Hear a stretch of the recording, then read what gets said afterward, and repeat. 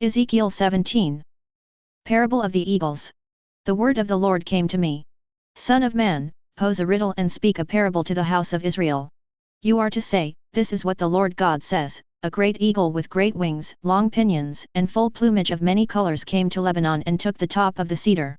He plucked off its topmost shoot, brought it to the land of merchants, and set it in a city of traders. Then he took some of the land's seed and put it in a fertile field, he set it like a willow, a plant by abundant waters. It sprouted and became a spreading vine, low in height with its branches turned toward him, yet its roots stayed under it. So it became a vine, produced branches, and sent forth shoots. But there was another great eagle with great wings and thick plumage. And this vine bent its roots toward him.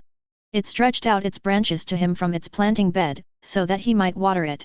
It had been planted in a good field by abundant waters in order to produce branches, bear fruit, and become a splendid vine.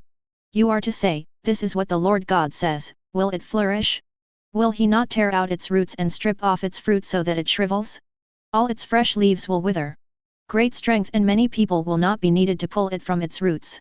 Even though it is planted, will it flourish? Won't it completely wither when the east wind strikes it? It will wither on the bed where it sprouted. The word of the Lord came to me. Now say to that rebellious house, don't you know what these things mean? Tell them, the king of Babylon came to Jerusalem, took its king and officials, and brought them back with him to Babylon. He took one of the royal family and made a covenant with him, putting him under oath. Then he took away the leading men of the land. So the kingdom might be humble and not exalt itself but might keep his covenant in order to endure. However, this king revolted against him by sending his ambassadors to Egypt so they might give him horses and a large army. Will he flourish? Will the one who does such things escape? Can he break a covenant and still escape? As I live, this is the declaration of the Lord God, he will die in Babylon, in the land of the king who put him on the throne, whose oath he despised and whose covenant he broke. Pharaoh will not help him with his great army and vast horde in battle, when ramps are built and siege walls constructed to destroy many lives.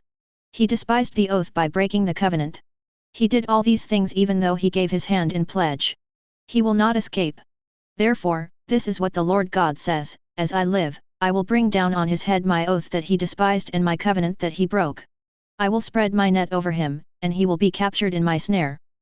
I will bring him to Babylon and execute judgment on him there for the treachery he committed against me. All the fugitives among his troops will fall by the sword, and those who survive will be scattered to every direction of the wind.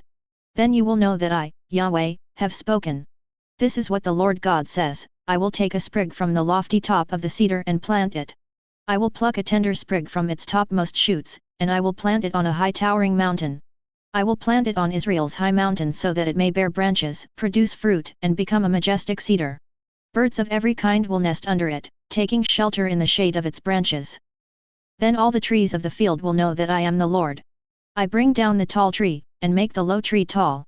I cause the green tree to wither and make the withered tree thrive. I, Yahweh, have spoken and I will do it.